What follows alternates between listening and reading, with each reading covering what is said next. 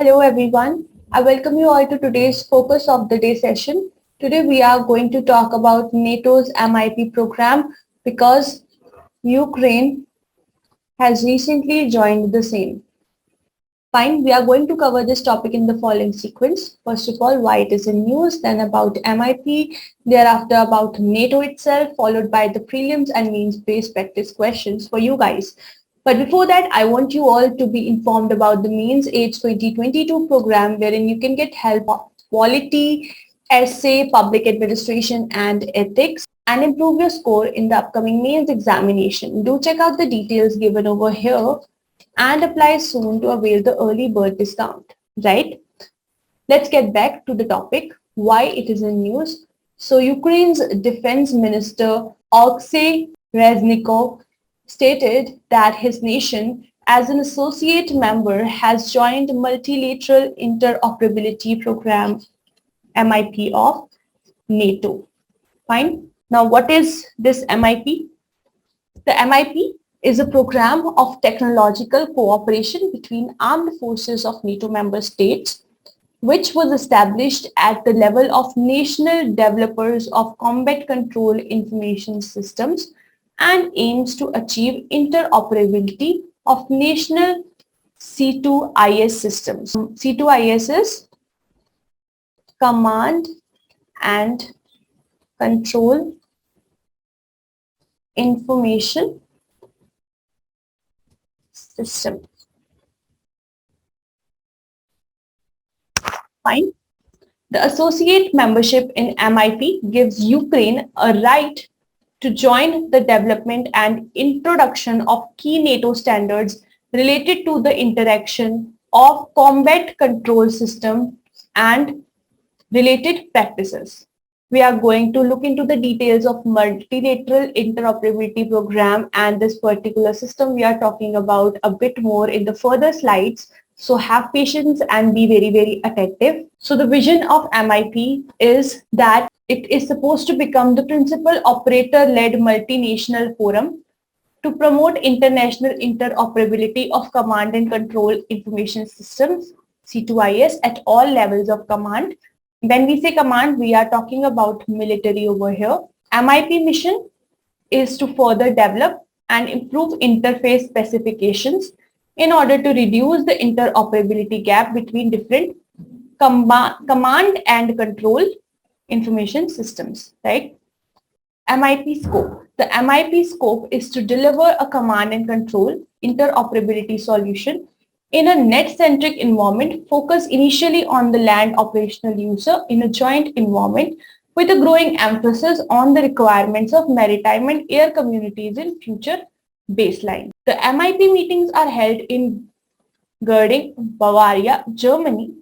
The NATO Data Administration Group, NDAG, cooperates with MIP in building the joint consultation Command and Control Information Exchange Data Model, which is abbreviated as JC3-IEDM. The full form goes like this: Joint Consultation Command and Control. So JC3, 3 because Consultation Command and Control. Then there is I for information. Then there is E for exchange. And data model is DM. So JC3-IEDM. Fine. That is the abbreviation for the data model of NATO. Now, more about JC3-IEDM. So the Joint Command, Control and Consultation Information Exchange Data Model is the first and foremost information exchange data model. The model can also serve as a coherent basis for other information exchange mechanisms such as message formats, currently lacking a unified information structure. So JC3-IEDM is intended to represent the core of the data identified for exchange across multiple functional areas and multiple views of the requirement. Through this particular diagram, I'm going to try and show you how this particular JC3-IEDM model of NATO works in the exchange of data for MIP member countries. So let us consider nation A and nation B as MIP member countries. Nation A would have its own national C2 information system, that is Command and Control Information System, and nation B would have it for its own country too. They would be storing this particular data in the internal storages of their own countries, and from therein they shall be sharing this data with the NATO's model and not with each other. So the MIP member country can access this particular data repository or data model of NATO. Now in this NATO's data model, just like country A and country B, multiple countries will be depositing their data, right, or coordinating with respect to this data model with each other.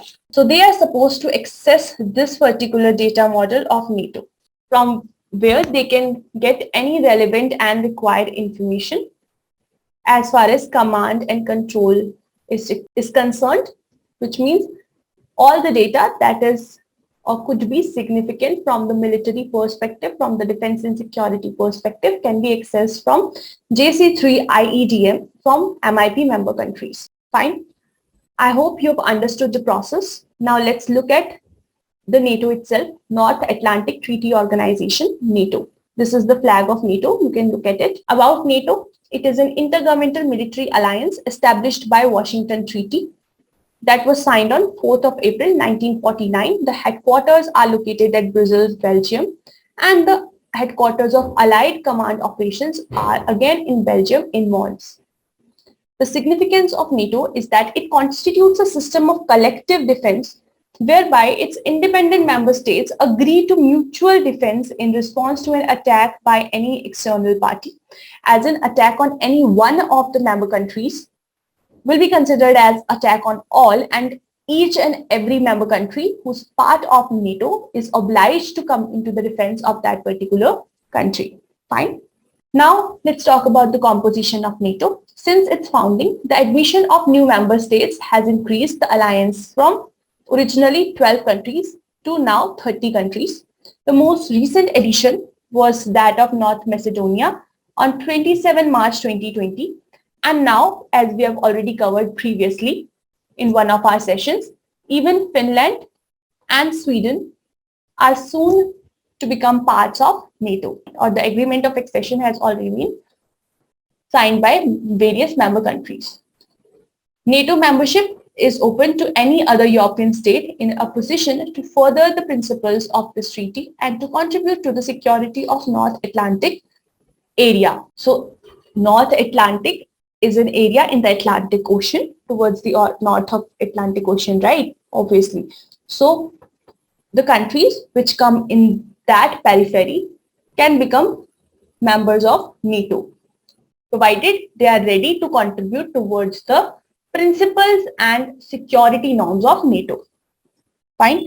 The objectives of NATO are as follows. First of all, political. NATO promotes democratic values and enable members to consult and cooperate on defense and security related issues to solve problems, build trust, and in the long run prevent conflict. So NATO countries, first of all, are democratic countries. If NATO promotes political objectives as democracy, then a non-democratic country won't be able to become part of NATO, right? Now, the military objectives, as far as they are concerned, NATO is committed to the peaceful resolution of disputes.